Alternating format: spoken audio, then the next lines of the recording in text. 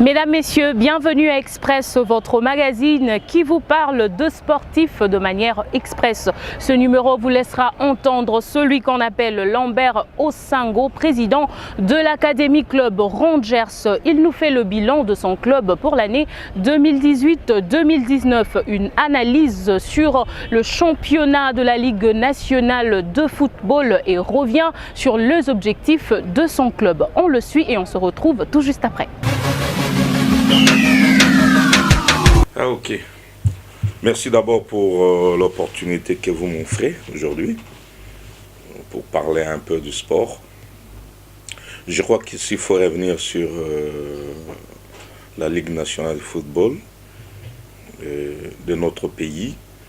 Il faudrait peut-être retenir que ça a été conçu favorablement pour un bon déroulement, mais il y a eu trop de contraintes qui ont émaillé un peu ce championnat, les contraintes dans tous les sens, c'est-à-dire les contraintes par rapport au club, et les contraintes aussi au niveau de l'organisateur, et tout a été centré sur les finances. Donc c'est un bon championnat, pour le dire, mais qui n'atteint pas des objectifs qu'il faut.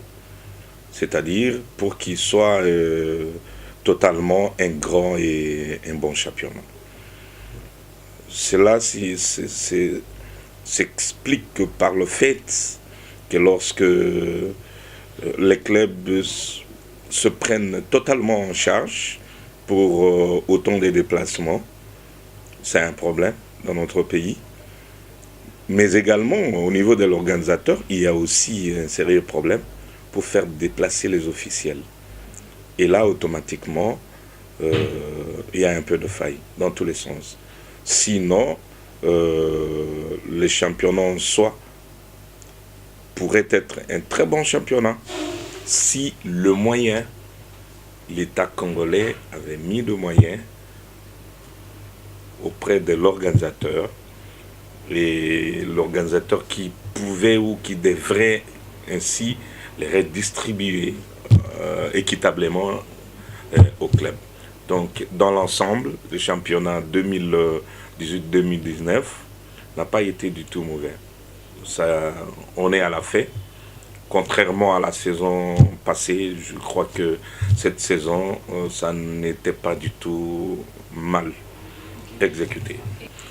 Ici, je suis en train de parler lorsque on voudrait exécuter ou on voudrait voir un championnat convenable. D'abord, tout c'est autour de moyens. Tous les petits problèmes qui peuvent découler autour de l'exécution du championnat, ce sont des accessoires, madame. Si aujourd'hui il y avait de moyens, je pense bien que tout pouvait être résolu. Je voudrais vous dire, dans aucun championnat au monde où on ne peut pas avoir des petits soucis en dehors de l'aspect financier, mais des petits soucis de règlement, interprétation des règlements ou quoi que ce soit. Ça, c'est quelque chose qui est permanente au niveau de chaque organisation. Mais ici, la beauté du championnat, c'est que les clubs devaient bien se déplacer, mais aussi les officiels de l'organisateur devaient aussi se déplacer de l'est à l'ouest, du nord au sud. C'est-à-dire, si aujourd'hui Rangers, mon club, va jouer à Kindu par exemple, à Maniema, il faudrait qu'on ait peut-être les officiels qui viennent du Congo central, ou bien qui viennent de l'Ituri. Mais automatiquement, vous allez voir qu'il peut y avoir l'équité par rapport à l'effectivité d'une rencontre, par exemple. Mais lorsque l'organisateur aussi étant en difficulté, doit choisir des officiels qui sont sur place. Vous comprenez? Automatiquement, allez-y comprendre. Et ça, on est obligé d'accepter ça parce que la difficulté dans tous les niveaux. Donc, en dehors de tous les petits problèmes qui peuvent faire défaut, mais il y a d'abord les problèmes de moyens. Et, oui, je veux simplement revenir à ce qui a failli nous diviser l'année passée. Je crois que la Ligue nationale s'était rattrapée, c'est-à-dire l'échange permanent. Nous devrions échanger autour de la manière dont les choses doivent être exécutées. Là, je suis en train de voir ce qu'ils ont fait cette saison, certainement qu'ils ont compris. Donc, pour la saison qui arrive, la saison prochaine, 2019-2020, je crois que tout au début, nous allons évaluer, nous allons échanger autour d'une même table pour voir comment, les difficultés on les connaît tous, mais comment on peut se rattraper, si ce n'est pas élaguer totalement ces difficultés, mais comment on peut réduire quand même de 100% à 50% ce genre de difficultés. Et je crois bien, les conseils, pour répondre à votre question, que je peux donner à l'organisateur aujourd'hui, c'est de voir les actions de la Linafoot être discutées. Nous ne prenons pas la décision à leur place, mais nous pouvons apporter un plus lorsque nous échangeons avec eux, parce que c'est un championnat qui nous concerne, qui les concerne également. Voilà. Je crois que au demeurant, il faudrait retenir, je l'ai toujours dit, d'entrée des jeux, c'est-à-dire au début de chaque saison ou chaque championnat, un club normal a des objectifs. Et s'il faudrait parler des Rangers, c'est d'abord jouer un titre. À défaut de se retrouver dans les carrés là, c'est-à-dire parmi les 3 premiers. Ça, c'est les objectifs. Tant soit peu ce qui peut arriver tout au long du championnat. Voilà pourquoi, même la saison qui commencera, Rangers jouera toujours avec les mêmes objectifs.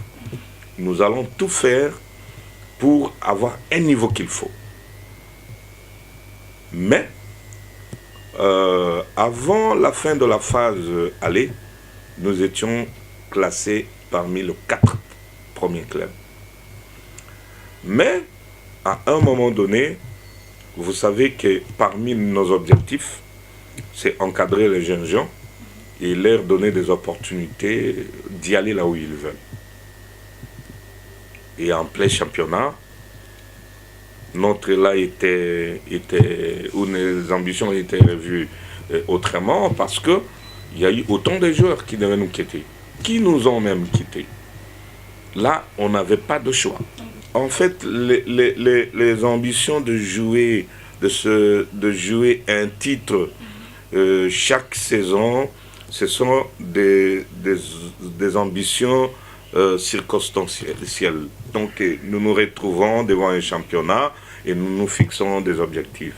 Mais l'encadrement des jeunes gens et les transférer ailleurs, c'est vraiment permanent. Ça, c'est le premier principe de Rangers. C'est encadrer les jeunes joueurs et les transférer. Donc, à tout moment, nous ne pourrions pas refuser lorsque les joueurs prenaient un bon sens. Donc, ça, c'est les objectifs qu'il faut. Mais, par rapport au championnat, c'est d'abord les titres. Mais madame, on pouvait libérer 4 joueurs, mais un club n'a pas que 4 joueurs. C'est vrai qu'ils sont des titulaires, ça a de l'influence dans l'équipe. Mais on fait toujours l'exception et on garantit toujours la valeur des Rangers. Et à chaque fois, parce que vous allez voir, si nous avons la chance d'acquérir des meilleurs joueurs dans Rangers, parce que la plupart de ces éléments savent qu'à tout moment qu'il y a un besoin, On est obligé de partir. Il y a ceux qui sont partis en dehors du pays. Il y a 3 qui nous ont quittés, qui sont au pays, dans un club que vous connaissez. Donc on n'avait pas le choix. Sinon, c'est parmi les objectifs des Rangers. Oui, vous savez, bon, je voudrais d'abord dire que tous les Congolais, les sportifs congolais en particulier, ont des considérations à Rangers. Je veux leur demander de faire confiance parce que c'est parmi les clubs qui font la fierté de notre sport roi au Congo. Et de venir chercher dans Rangers parce qu'il y a des jeunes joueurs et des meilleurs joueurs. Et à nos supporters, c'est ce qu'ils aiment aussi.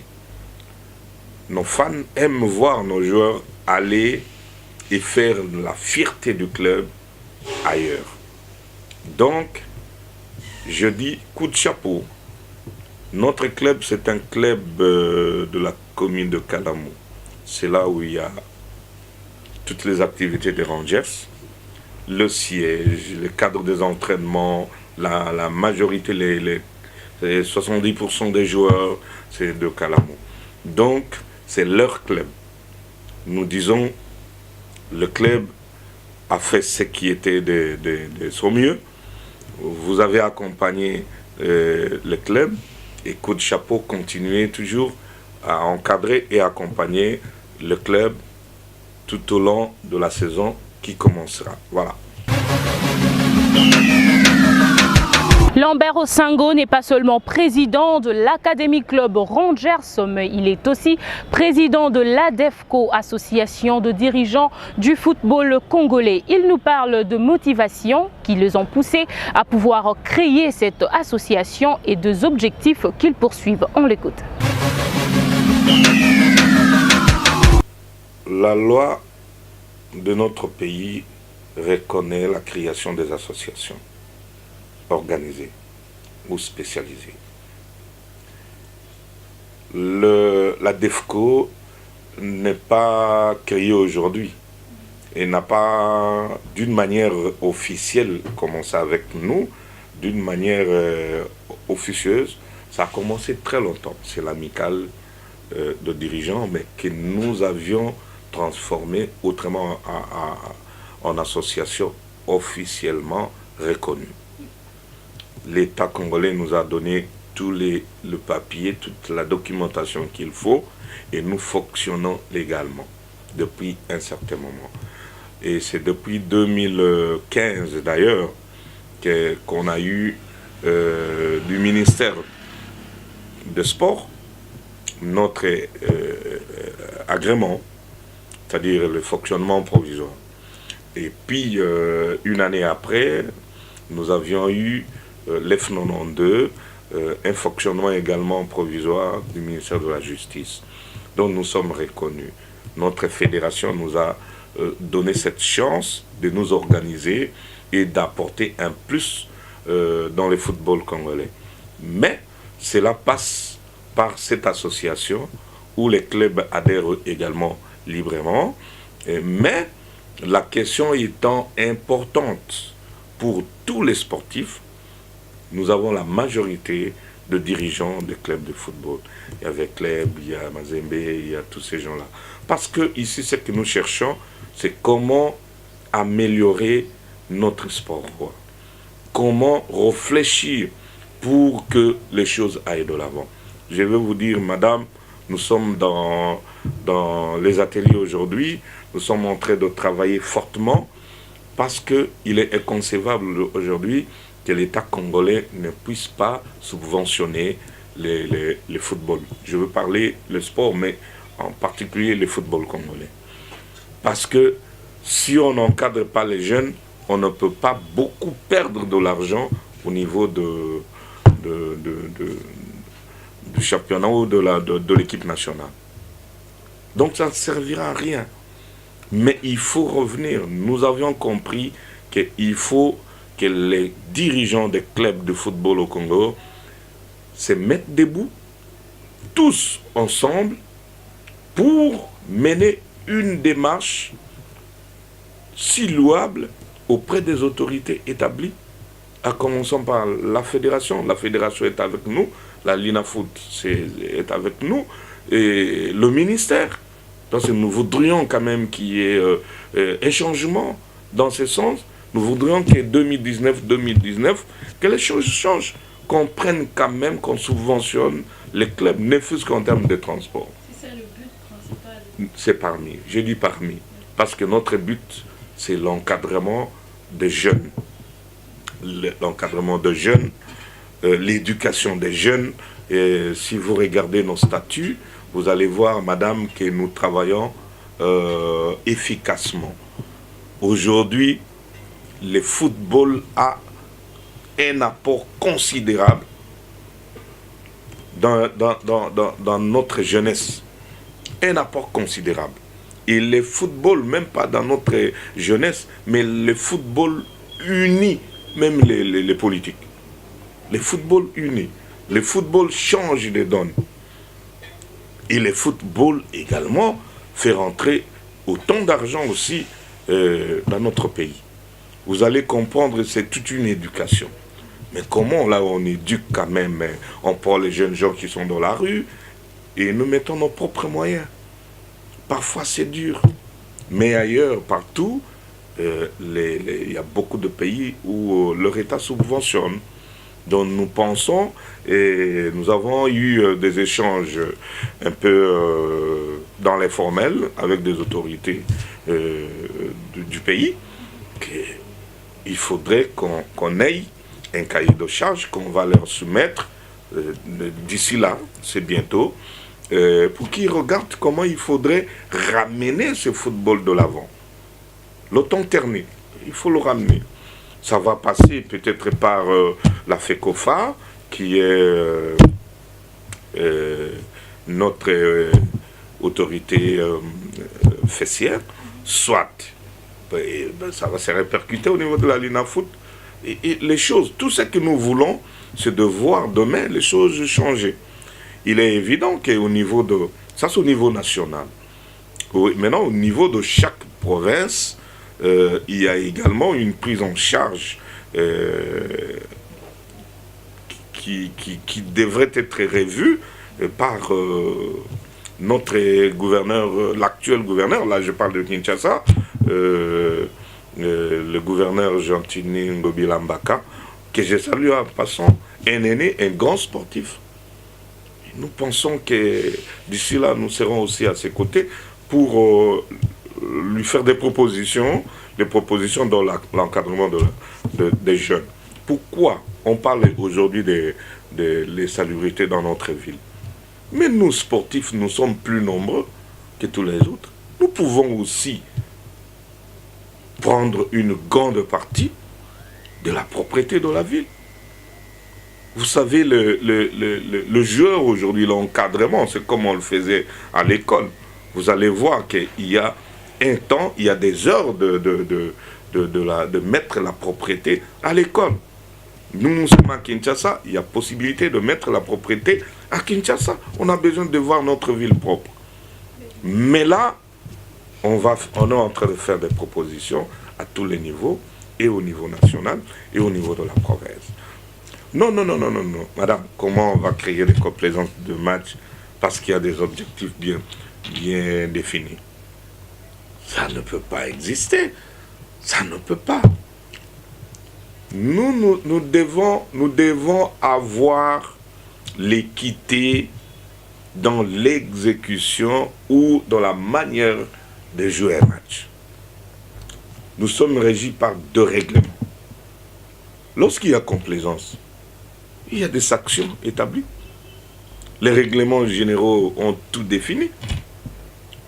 On vous radie, on va vous radier. On exclut votre club, ou les 2 clubs. Qui en a besoin, madame? Personne. Oui, nous sommes...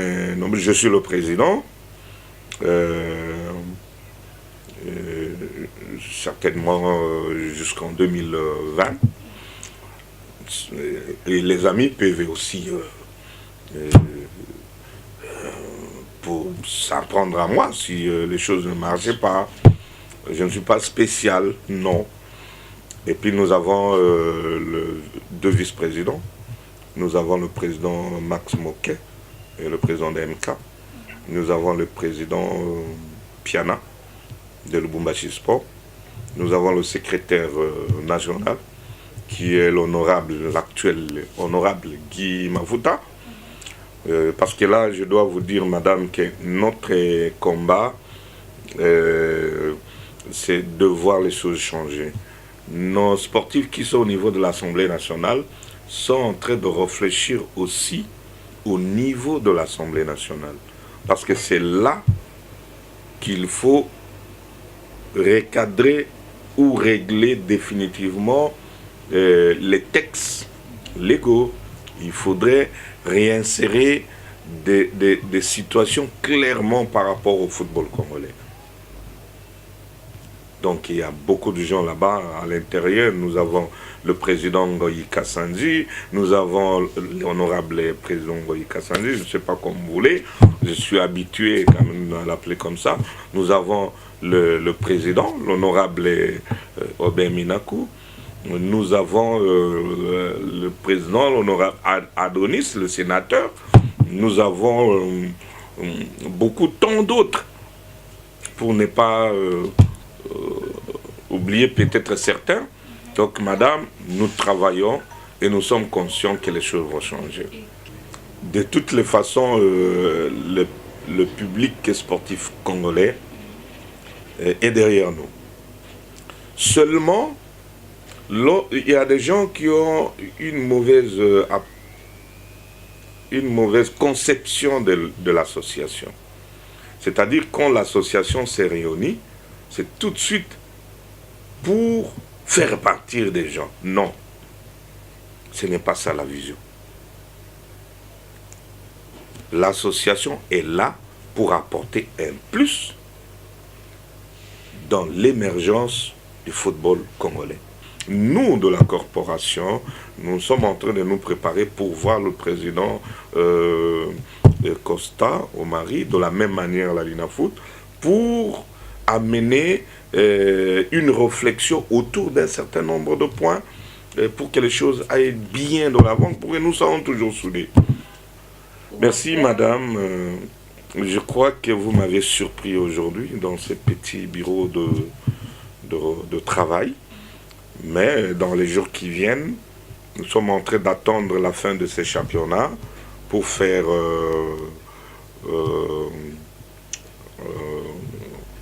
élargir un peu le point de presse, afin qu'on échange avec les journalistes. Mais ça va venir après qu'on ait échangé avec la Ligue nationale, qui est notre autorité directe dans l'organisation de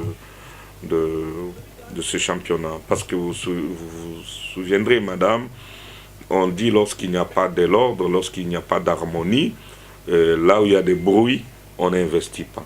Même le gouvernement va nous faire confiance lorsque nous sommes unis et lorsque nous parlons le même langage et lorsque nous réfléchissons tous de la même façon.